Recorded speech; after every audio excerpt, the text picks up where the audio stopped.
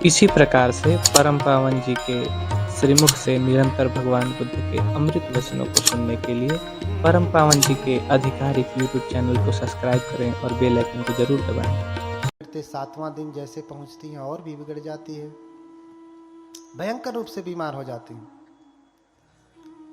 भयंकर रूप से बीमार हो जाती हैं,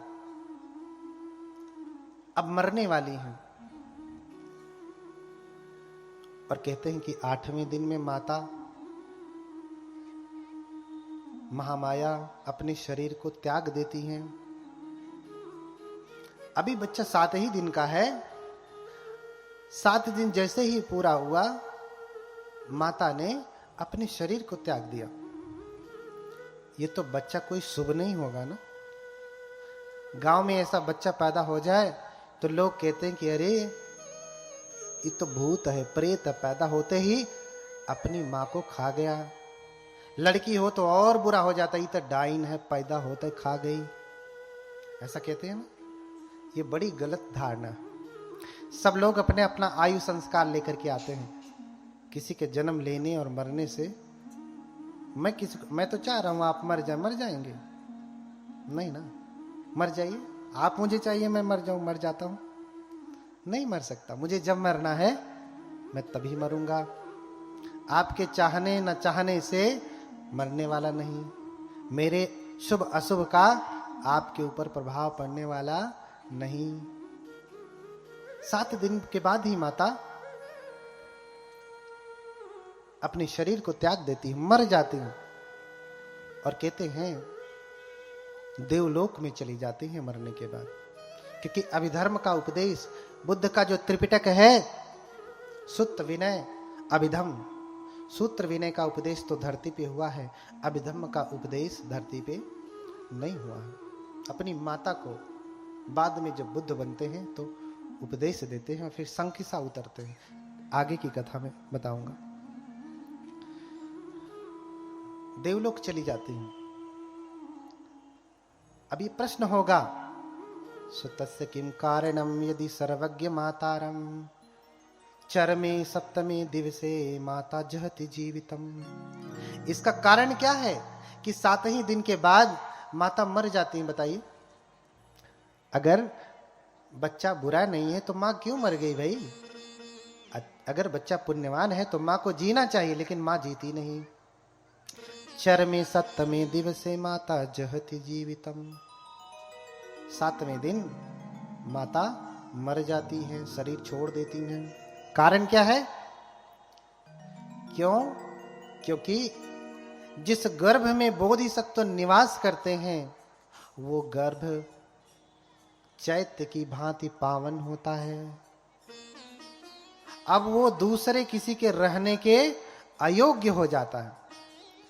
अगर माँ जीवित रही तो फिर से कोई ना कोई उस गर्भ में आएगा और माता की कुक्षी जो है, गर्भ जो है, वो फिर उतना पावन नहीं रह जाएगा। इसीलिए मात्र 7 दिन में ही माता महामाया शरीर छोड़ करके चली जाती हैं। वर्णन मिलता है जितने भी बुद्ध होते हैं सबकी माताएं ऐसे ही होते हैं, 7वें दिन में शरीर छोड़ देती। 7वें दिन के बाद वो नहीं रहती। तो अपनी जिम्मेदारी अपनी बहन को, प्रजापति गौतमी को दे करके गई। मरने के बाद प्रजापति गौतमी ने ही संभाला, क्योंकि जीते समय जिम्मेदारी दी, बुलाया, कहा मेरी बहन मैं जानती हूं कि मेरे मरने के बाद तू मेरे बेटे का मुझसे भी कहीं ज्यादा ध्यान रखेगी। तू मेरे बेटे के लिए मां से भी बढ़ करके भी होगी। तभी से एक कहावत कही गई, माई मुए मौसी। कल बताया था ना एक कहावत, कल एक कहावत बताया था ना, आज दूसरी बता रहा हूं, माई मुए मौसी जिए। कल बताऊंगा कि पतली गली से हाँ निकल जा, है ना। तो मौसी को जिम्मेदारी देके गई। अब ये घटना असीत ऋषि को पता चलती है। असीत ऋषि जो शाक्यों के कुल ऋषि हैं, असित काल देवल नाम है उनका, महारिद्धिमान है, रिद्धि सिद्धि संपन्न है। और देखते हैं कि देवलोक में कोलाहल हो रहा है। ऋषि क्या देखते हैं? देवलोक में कोलाहल हो रहा है। कौन से देवलोक में? चूंकि साक्यों के ऋषि परम सामर्थ्यवान हैं, रिद्धि बल से देख रहे हैं कि देवलोक में इतना बैंड बाजा क्यों बज रहा है, लोग नाच क्यों रहे हैं, नाच भी कैसे रहे हैं। अच्छा, आपने कभी किसी को देखा है कि साइट निकाल के ऐसे ऐसे ऐसे घुमा घुमा के नाचता है? देखा है? कहां से सीखा?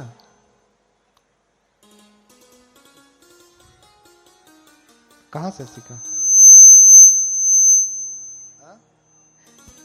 चेलुखे पादयो चापी पवतिन तापमोदिता किलीसा देव संघाते तावतिन साले तदा।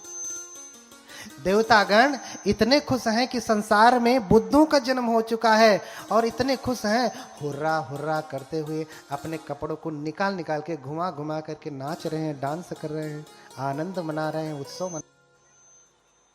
हाँ,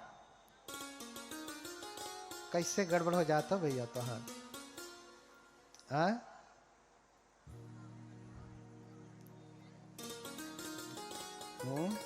इतने लोगों के धर्म में बाधा ना पड़े, नहीं तो बड़ी बाधा हो सकती है। हाँ? चेलुखे पादयो चापी पवतिंता पमोदिता किलीसा देव संघाते तावतिन सालय तदा। तो तावतिन से देवलोक के प्राणी अपने कपड़ों को उछाल उछाल करके नाच रहे हैं, खुशी मना रहे हैं। असित ऋषि जब देखते हैं कि तुम लोग क्यों नाच रहे हो, क्यों उत्सव मना रहे हो, कह रहे अरे आपको नहीं पता, अरे पूरे कपिलवत तुम ही जातो सुदोधन नाम त्रजो निसज्ज सब बोधे ही आयंग बुद्धो भविष्यति। अरे आपको नहीं पता, इस कपिल वस्तु के राजा सुदोधन के घर में ऐसे पुत्र का जन्म हुआ है जो परम ज्ञान को प्राप्त करके बुद्ध कहलाएगा। बुद्धोति सद्दं सुत्वा पीतियो दग्गमानसो।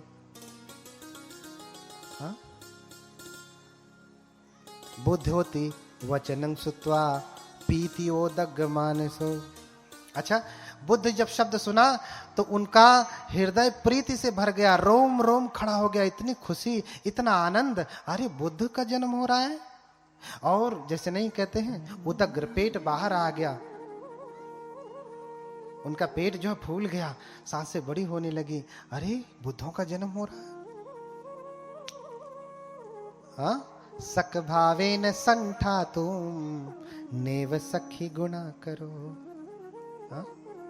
बुद्धोति वचनम सुत्वा पीति ओदग मानसो सक भावेन संठा तुम नेव सखी गुणा करो। हाँ? जब वो बुद्ध वचन सुना कि बुद्ध जन्म लेने वाले हैं, तो वो तो तपस्वी हैं, स्थित प्रज्ञ हैं, विचलित होने वाले नहीं है, न सुख से, न दुख से, न भय से, न निंदा से, न प्रशंसा से। लेकिन ये शब्द सुन करके विचलित हो गए। विचलित होने का अर्थ है भाव विभोर हो गए, उनके रोम रोम खड़े हो गए, उनके शब्दों से वचन नहीं फूट पा रहे हैं, वचन नहीं निकल पा रहे हैं। क्यों? क्योंकि बुद्धोति सद्दं दुर्लभं लोकस्मिन्। बुद्ध शब्द इस संसार में दुर्लभ है, इतनी आसानी से बुद्धों का जन्म नहीं हुआ करता। तो तुरंत वहीं से कहते हैं, अच्छा बुद्ध का जन्म हुआ है तो मैं बुद्ध का दर्शन करने जाता हूं, होने वाले बुद्ध का दर्शन करना चाहता हूं। और वहीं से तुरंत पहुंचते हैं राजा के कपिलवस्तु, और राजा के राजद्वार पे, गेट पे खड़े हो जाते हैं और संदेशा भिजवाते हैं, जाओ कहो राजा से कि असित ऋषि आए हैं। तुरंत सूचना मिलती, राजा स्वयं भागा भागा, सुद्धोधन स्वयं भागा भागा जाता है ऋषि को सम्मान लेकर के आता है। निसज्जित्वा सुपन्यते निसिन्नवासनेसी, लेकर के आया राजन, और कहां बिठाया? पहले ही सीट लगा के रखा है कि ऋषि आ रहे हैं, असित ऋषि आ रहे हैं, उनके लिए सीट पहले से ही बना के रखा। देखिए, जब आपके घर में, ये परंपरा है बौद्धों की, आप कहीं भी जाएं, श्रीलंका, थाईलैंड, बर्मा, जहां भी बौद्ध देश में जाएंगे, जब कोई भिक्षु आने वाला होता है तो पहले से ही सारा आसन बिछा के रखते हैं। ये नहीं कि पहले भंते को लेकर के आए, फिर भंते जी आइए, थोड़ा खड़े रहेंगे, भंते अरे लाओ रे, चारपाई निकालो, कुर्सी निकालो, सोफा निकालो, बिठाओ। अरे तुम्हें पता ही है कि आने वाले हैं, तो निसज्जित्वा सब कुछ करके रखो ना। राजन ने सुन लिया कि असित ऋषि आ गए, पहले ही सब रेडी करवा दे। उनके पास नौकर चाकर हैं, आपके पास भाई गृह स्वामी है, आपके पुत्र पुत्रियां हैं, और आसन लगाने में क्या बारात तो चाहिए नहीं, एक आदमी लगा सकता है। निसज्जित्वा सुपन्यते इसिन्नो आसने से जातो किर महाराज पुतो तेनुतर सुधी। और जब बैठ जाते हैं तो राजन पूछते हैं, महाराज आज अचानक कैसे आना हुआ? ऋषि कहते हैं कि जातो किर महाराज पुतो तेनुतर सुधी, मैंने सुना है कि तुम्हें सुपुत्र प्राप्त हुआ है, तुम्हें पुत्र रत्न की प्राप्ति हुई है। हाँ, तुम्हें पुत्र रत्न की प्राप्ति हुई है। दत्तचिच्छा महामिंति आह राजा अलंकितं आना पेत्वा कुमारं तं वंदा पेतुंग पागमी। राजन, मैंने सुना है कि तुम्हें पुत्र हुआ है, लड़का हुआ है, उसे देखना चाहता हूं। राजा बहुत प्रसन्न हुए कि मेरे पुत्र को आशीर्वाद देने के लिए स्वयं तपस्वी असित ऋषि आए हैं, जो कभी नहीं आते। सिर्फ मेरे पुत्र को आशीर्वाद देने के लिए आए हैं, इसका मतलब मेरा पुत्र कोई विभूति है, कोई दिव्य बालक है। बड़े प्रसन्न होते हैं। महाराज आप बैठे, मैं तुरंत लेकर के आता हूं, मैं तुरंत लेकर के आता हूं। जाकर के देखते हैं तो बेटा सोया है पालने में। क्या देखा? जाके देखा तो बेटा पालने में सोया है। वापस आता है और असित ऋषि से कहता कि महाराज, देखो साधु संतों को, ऋषियों को भी महाराज कहते हैं, हाँ, स्वामी कहते हैं। अगर आप श्रीलंका में जाएंगे ना तो भिक्षुओं को स्वामिन वहन से कहते हैं, अर्थात सिंगल में कहते हैं। हिंदी में कहेंगे तो महाराज, महाराज कहते हैं। असली स्वामी तो वही है, असली महाराज तो, हाँ, चाह मिटी चिंता मिटी अरु मनवा बेपरवाह।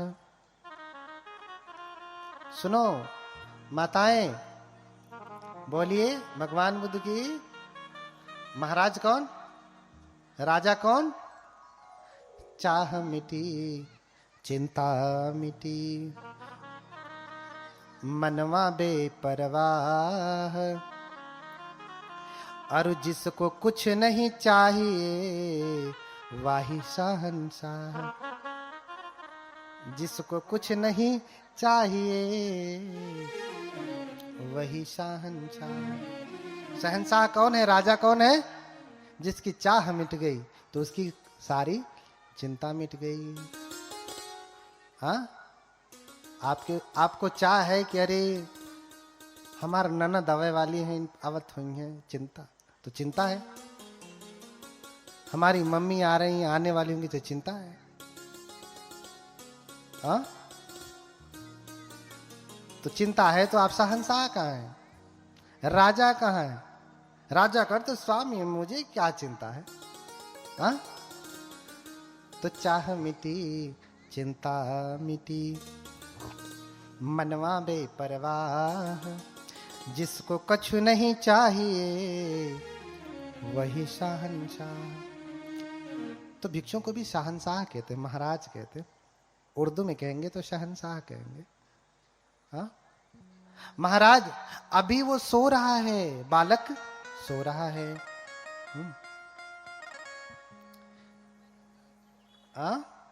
राजन नहीं सुप्तति एष विभूति राजन। हे राजन, ऐसी विभूतियां सोती नहीं।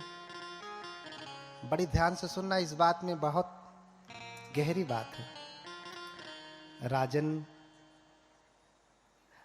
शुद्धोधन असित ऋषि को कह रहे हैं महाराज, और असित ऋषि शुद्धोधन को कह रहे हैं राजन। क्या कह रहे हैं? राजन। महाराज, बच्चा सो रहा है। राजन, ऐसी विभूतियां सोती नहीं। ऐसी विभूतियां सोती नहीं, वो स्वभाव से ही जागृत होती हैं। आप जाएं और ध्यान से देखें और लेकर के आए। अभी तो राजा देख के गया कि बच्चा सो रहा था, और असित ऋषि कह रहे हैं कि जाएं ध्यान से देखें तो जरूर जाग रहा होगा। अच्छा, हम देखते कैसे हैं? दिखाई दे रहा? क्या है? किससे देख रहे हैं? आंख से देख रहे हैं ना? आंख से देख रहे हैं ना? इसमें क्या है? क्या है? कुछ भी नहीं है। अच्छा, हम देखते किससे हैं? आंख से देखते हैं, आंख से। लेकिन सारी चीजें आंख से दिखाई नहीं देती। आंख देख ही नहीं सकती भाई, आंख होते हुए भी दिखाई नहीं दे सकता। क्यों? क्योंकि आंख देखती ही नहीं। आपको दिखाई तब देगा। अच्छा, आपकी मोबाइल आप अपने बिस्तरे पे रख के आते हैं, बाबू से कहते हैं अरे जा मोबाइल लेके आ। बाबू इधर उधर गया, लेफ्ट राइट किया, मम्मी नहीं है। तो आप क्या कहते हैं? अरे वही बेडवा पे रखे थे, जरा ध्यान से देख। क्या कहा? ये नहीं कहा कि जरा आंख से देख। क्या कहा? ध्यान से देख। तो दिखाई आंखों से नहीं देता, किससे देता है? ध्यान से। आप ध्यान करते हैं? हाँ, ध्यान करते हैं? बताइए, कितने लोग ध्यान करते हैं? हाँ, कितने लोग ध्यान करते हैं? कोई नहीं ध्यान कर रहा। लेकिन जब आपको अपना स्वार्थ सिद्ध करना होता है तब आप ध्यान करते हैं। अरे सुइया तो यहीं गिरल, आंख से तो देख लिए लेकिन अभी दिखाई नहीं दिया, तो फिर कैसे देखते हैं? अरे ध्यान से देखो, यहीं गिरी थी। आंख से नहीं दिखाई देता, किससे दिखाई देता है? ध्यान से दिखाई देता है। इसलिए ध्यान से ही सब कुछ सिद्ध होता है। भगवान बुद्ध हमेशा ध्यान ही करते हैं। लोग कहते हैं अखियां बंद करके का देखते हैं? भैया तू तो अखियां खोल के सुई नहीं देख पाते हो। हा? क्यों?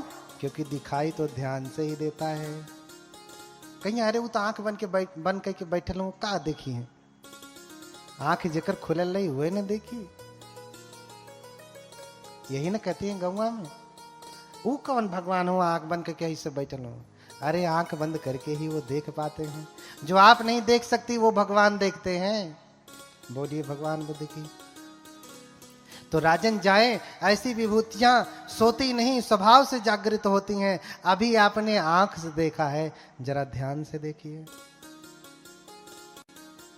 अब राजन जाके देखते हैं, जब सच में, अभी तो आंख से देखा था, अब ध्यान से देखें तो बेटा न हाथ हिला रहा है न पांव हिला रहा है, ऐसे चुपचाप लेटा है, लेकिन सो नहीं रहा।